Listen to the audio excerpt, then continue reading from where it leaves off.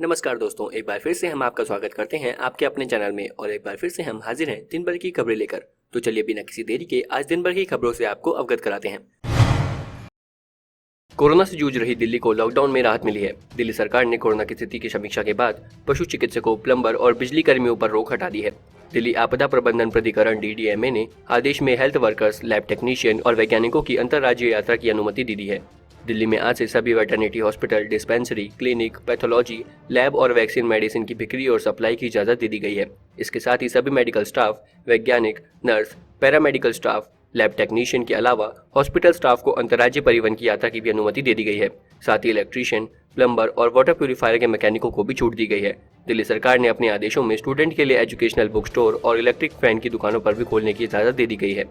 गृह मंत्रालय ने अपने आदेश में इन सभी को छूट के दायरे में रखा था, अब इसे दिल्ली सरकार ने लागू कर दिया है। कोरोना संकट में लोगों की आर्थिक स्थिति भी बिगड़ने लगी है। कई जगह चटनी या वेतन कटौती की खबरें आ रही है। ऐसे माहौल में पैसों की दिक्कत आ सकती है। इस दिक्कत को तत्काल दूर करने के लिए पब्लिक सेक्टर के इंडियन ओवरसीज बैंक एक स्पेशल लोन दे रहा है। अहम बात यह है कि ग्राहकों को लोन की EMI यानी किस्त चुकाने के लिए 6 महीने की छूट दी जाएगी। आइए विस्तार से जानते हैं इंडियन ओवरसीज बैंक की इस खास स्कीम के बारे में। दरअसल बैंक ने आपातकालीन वित्तीय सहायता के लिए स्पेशल लोन योजना शुरू की है। इसका फायदा कोई भी स्वयं सहायता समूह SHG ले सकेंगे। इस योजना के तहत समूह के एक सदस्य को अधिकतम 5,000 रुपए का कर्ज दिया जाएगा। समूह के लिए कर्ज की सीमा 1 लाख रुपए तक तय की गई है। हालांकि बैंक ने इस विशेष योजना के लिए कुछ शर्तें भी रखी है। बैंक ने बताया कि बेहतर रिकॉर्ड रखने वाले और इंडियन ओवरसीज बैंक से कम 2 बार कर्ज लेने वाले समूह इस सुविधा का लाभ उठा सकेंगे। इस योजना का लाभ 30 जून 2020 तक लिया जा सकेगा। बैंक के नियम के अनुसार सिर्फ वही सहायता समूह इस योजना के तहत कर्ज लेने के पात्र होंगे जिनका लोन 1 मार्च 2020 तक मानक होगा और उसका भुगतान किया जा रहा होगा।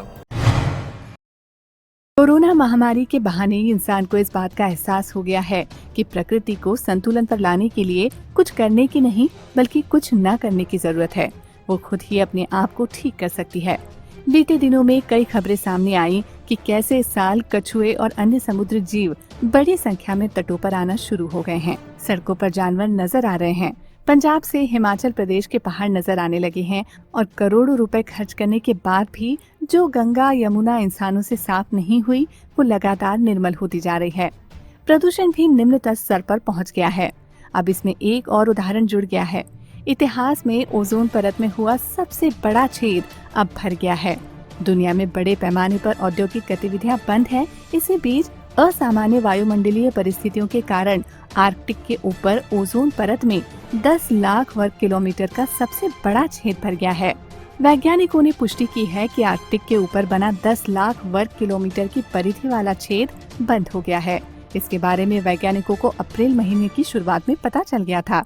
माना जा रहा था कि ये छेद उत्तरी ध्रुव पर कम तापमान के परिणाम स्वरूप बना था। ओजोन की ये परत सूर्य से आने वाली खतरनाक पराबैंगनी किरणों से पृथ्वी की रक्षा करती हैं। ये किरणें त्वचा कैंसर का प्रमुख कारण हैं। यदि इस छेद का दायरा पृथ्वी की जनसंख्या वाले मध्य और दक्षिण के इलाके की ओर बढ़ता तो इससे इंसानों के लिए सीधा खतरा पैदा हो जाता। खैर, कोरोना महामारी के चलते दुनिया भर के लिए एक अच्छी खबर है। कुछ सालों के बाद सड़कों पर स्ट्रीट लाइट जलाने की जरूरत नहीं पड़ेगी, क्योंकि सड़कों के किनारे और डिवाइडर पर ऐसे पेड़ पौधे लगाए जाएंगे जो शाम होने के बाद खुद ही रोशनी देंगे, यानी खुद ही चमकने लगेंगे रोशनी में। ये संभव है, लेकिन कुछ सालों का इंतजार करना पड़ेगा। लंदन के वैज्ञानिकों ने प्रयोगशाला में कुछ पेड़ पौधे पैदा किए हैं जो चमकते हैं। Imperial college of London, MRC London institute of medical sciences और प्लांटा नाम की एक कंपनी के वैज्ञानिकों ने मिलकर इन पौधों को तैयार किया है। प्लांटा की CEO और वैज्ञानिक डॉक्टर केरेन संस्करिया ने बताया कि हमने मशरूम के जीन से इन पौधे को तैयार किया है। अभी इनकी चमक और रोशनी थोड़ी कम है। फिलहाल इन पौधों का उपयोग घरों में नाइट लैम्प के तौर पर किया जा सकता है।